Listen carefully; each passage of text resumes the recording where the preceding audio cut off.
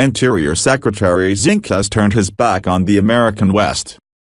Secretary of the Interior Ryan Zinke is silencing the voices of Westerners by attempting to roll back more than a decade of collaborative work with his recent recommended changes to protecting a native bird called the sage-grouse and its sagebrush habitat, which is vitally important to the West. Zinke's proposed changes, like forcing states to substitute population targets for conservation targets and prioritizing oil and gas development in areas the conservation plan set aside for sagebrush, undermine the integrity of the plans in place, and their proven success across sagebrush landscape. In what seemed like a blink of an eye, a few very powerful people in Washington threw the West, and sagebrush landscapes, for a tailspin, all to satisfy their friends in the oil and gas industry, at the peril of our wildlife, recreation opportunities, rural economies and way of life. Unsurprisingly, Zinke's review of the sage-grouse plans created confusion and conflict where none existed. More importantly,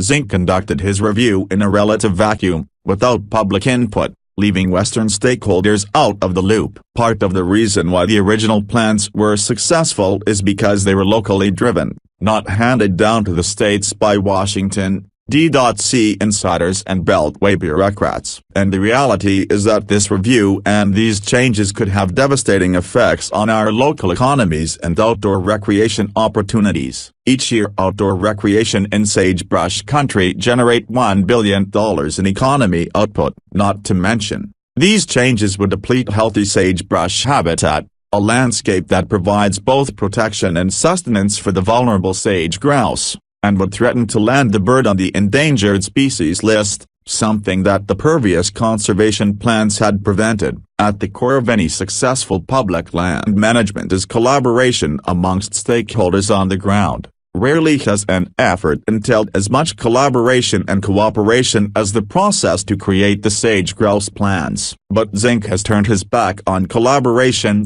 sound science and the experiences of those who live, work and recreate near and on the sagebrush landscape, instead choosing to be guided by Washington lobbyists. His decision is reckless, counterproductive and is bound to set back true multiple-use management of our public lands for generations to come. Zinke's decision compromises the well-being of Western communities, wildlife, landscapes and families at the behest of corporate polluters. Zinke might fashion himself a Roosevelt Republican, but his decision to shut out Western voices and listen only to corporate special interests says otherwise. Zinke needs to wake up to the fact that our communities, landscapes, wildlife and economies are healthier and more successful when local stakeholders have a seat at the table, not when Washington lobbyists and special interests get to call the shots. In his review of the sage-grouse plans, Zinke missed a key opportunity to build upon decades of collaboration. Going forward he must make a concerted effort to include stakeholders from across the West in decisions made about sage-grouse conservation.